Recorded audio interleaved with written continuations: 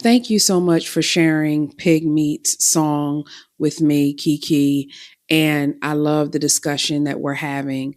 My big issue with hip hop culture and with what Africans, I should say, in the Black diaspora or what have you, is them trying to erase our contributions and erase our history. But let me share something, the business of hip hop. In the 90s, I was a hip hop magazine publisher. And I recall going into boardrooms and negotiating advertising and touring deals and all sorts of marketing opportunities or what have you, fashion shows on college campuses. And I was negotiating with people who were in their 20s, just like me, and who looked just like me. Okay. I didn't have to worry about going to Levi's or Lee Jeans to get deals, right? There was, Baby Fat to get deals from. There was Sean John to get deals from. There was Rockefeller to get deals from. There were all these different brands that were headed by Black people to get deals from. That was hip hop culture. Yeah, that was the 90s. 90s was a great time for entrepreneurship in hip hop. I mean, it was running hip hop. It marked a change in hip hop in where it kind of started moving mainstream. So you started having not so many alpha males in the game, but people that were in the game just to make money. As well. And we talk about the breakdancing and we talk about the DJing, and not to take anything away from it, but growing up in a Delaware suburb where you're surrounded in a predominantly white environment and looking at media in America, which is predominantly white, and then you become a hip hop magazine publisher after graduating from an HBCU, and now you're able to do deals with your peers. Yeah, it sounded like she describing, cats like Puff, Andre Harrell. The first, those were the guys that really made hip hop mainstream. Hip hop was as just a lifestyle at first. It was just, an expression of the unheard. Like she was talking about, white media and all of that. You know, people like me or us in this hip hop culture, especially at that time in the 80s, 70s, and 80s, we were outcasts of society, let's say, and you wouldn't see, there was no way for us to see our point of view in media. And that's what made hip hop so powerful, because it was people who were getting murdered or getting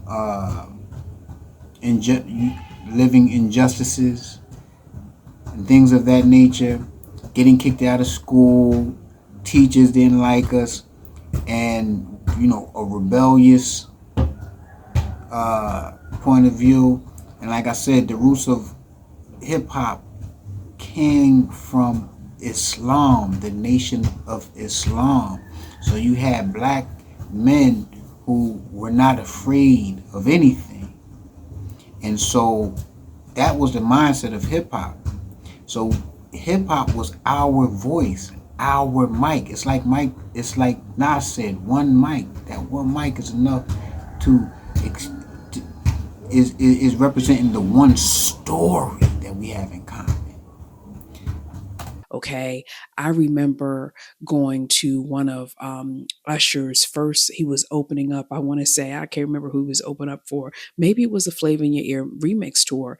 And I remember meeting his product manager, Shanti Das. I met her when I think Usher was like 15. I want to say he was 15 or 16 years old. That was hip hop. I never had to feel out of place. I always fit in because we were all the same age. We all looked alike. We spoke the same language. And so I didn't have to prove to somebody what my worth was. Yeah, she came into hip hop probably in the mid '90s. She's talking about names that were relevant in the '90s, but hip hop really started in the '70s. So she was about 15 years, behind, where there was a lot of money in hip hop. That's when the devil took control of hip hop and started controlling it. Remember, I think Don't Believe the Hype came out in 1989 or something like that. Between 87 and 89. If it's wrong, I'll post it up here. But it was PE. Don't Believe the Hype. And them having problems with the Zionists because of things that they were saying, and so they needed to take control of the mic, and they took control of the mic in the 90s. They already knew. I didn't have to come in with some hard sell. I'm Yasmin. This is what I do. This is how I feel. They were like, oh, this is what you do. We got you.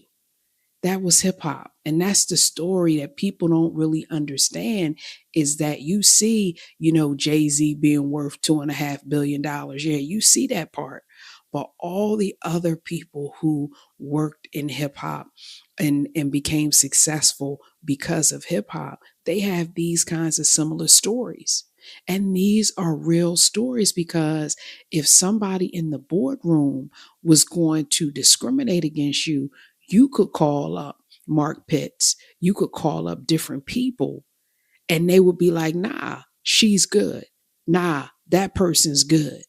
And that's a part of hip hop that I will always appreciate and respect, because it has brought me so much prosperity beyond what I would have ever thought, because I could speak the language, because I was willing to contribute to it, because I was willing to be a part of it. So that's one of growing, y'all. Thanks. Please like, follow, and share for more. Enough said.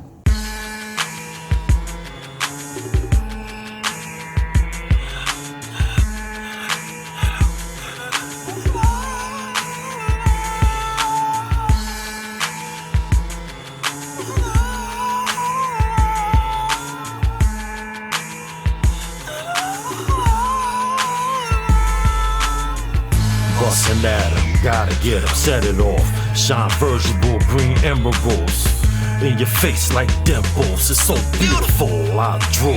Animality, fatality.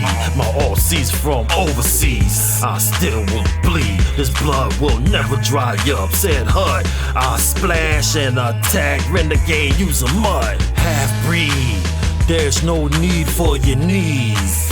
Use a disease.